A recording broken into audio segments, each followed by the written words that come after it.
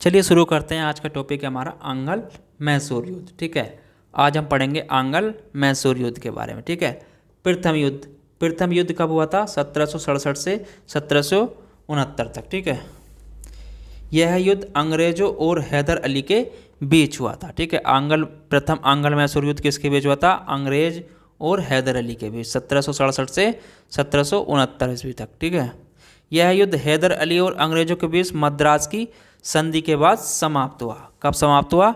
मद्रास की संधि के बाद। ठीक है, इसके अनुसार एक दूसरे के जीते हुए प्रदेशों को लौटा दिया गया तथा युद्ध की स्थिति में दोनों ने एक दूसरे का साथ देने की बात स्वीकार करी। किसके?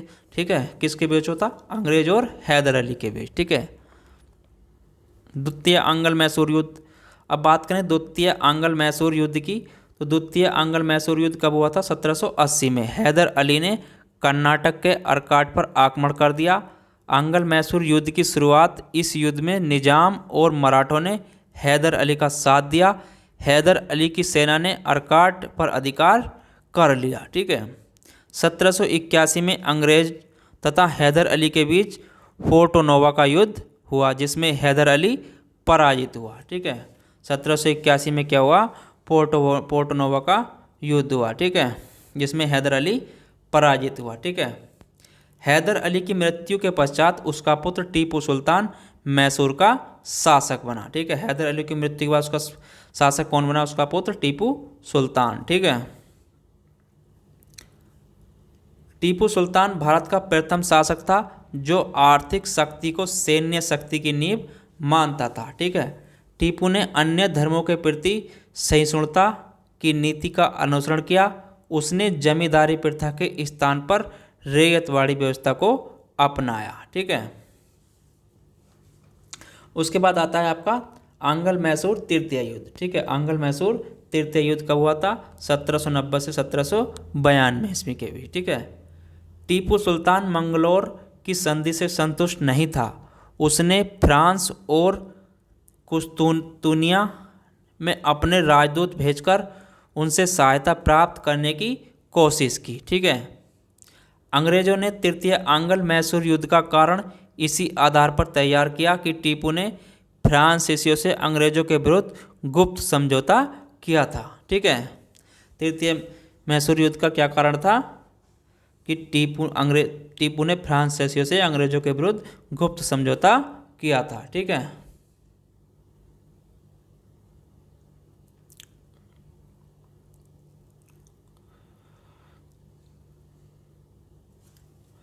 (1789) में टीपू ने त्रावणकोर पर आक्रमण कर दिया। परिणाम स्वरूप 1790 में लॉर्ड कॉर्नवालिस ने सेना के नेतृत्व करते हुए बेल्लूर और मंगलोर वर्तमान बेंगलोर पर अधिकार कर श्रीरंगपट्टनम पर आक्रमण किया था। ठीक है, 1792 में लॉर्ड कॉर्नवालिस ने टीपू के श्रीरंगपट्टनम के किले को घेरकर उसे संधि के लिए मजबूर किया। ठीक है, परिणाम स्वरूप मार्च 1792 में अंग्रेजों और टीपू के बीच श्रीरंगपट्टनम की संधि हुई। ठीक है, श्रीरंगपट्टनम की संधि किसके बीच हुई? अंग्रेजों और टीपू के बीच। कब हुई थी? 1792 में। ठीक है, श्रीरंगपट्टनम की संधि के शर्तों के अनुसार टीपू को अपने राज्य का आधा हिस्सा अंग्रेजों तथा उनके सहयोगियों को देना था। ठीक है, साथ ही युद्ध के हट जाने के रूप में 3 करोड़ रुपए भी अंग्रेजों को देने थे। ठीक है, किसके तहत? श्रीरंगपट्टनम की संधि के तहत। ठीक है, चतुर्थ आंगल मैसूर युद्ध की बात करें तो यह कब हुआ था? 1799 में। ठीक है, अधिकार क्षेत्र और अंग्रेजों की बढ़ती राजनीति लालसा के कारण टीपू सुल्तान और अंग्रेजों के बीच 1799 में चतुर्थ आंगल मैसूर युद्ध लड़ा गया था। ठीक है, किसके बीच? टीपू सुल्तान और अंग्रेजों के बीच 1799 में। ठीक है, इस युद्ध में टीपू सुल्तान अंग्रेजों की संयुक्त सेना से बहादुरी के साथ लड़ते हुए 4 मई 1799 को युद्ध में मारा गया। इसके साथ ही अंग्रेजों ने श्रीरंगपट्टनम पर अधिकार कर लिया। ठीक है, टीपू सुल्तान की मृत्यु के बाद। ठीक है, चतुर्थ आंगल मैसूर युद्ध कब हुआ था आपका?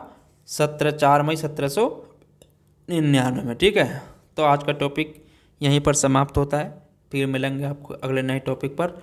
अगला नया टॉपिक रहेगा आंगलसिक संघर्ष, ठीक है। अगर चैनल को सब्सक्राइब नहीं किया सब्सक्राइब कर लीजिए, ठीक है। जब तक के लिए बने रहे, मिलेंगे, धन्यवाद।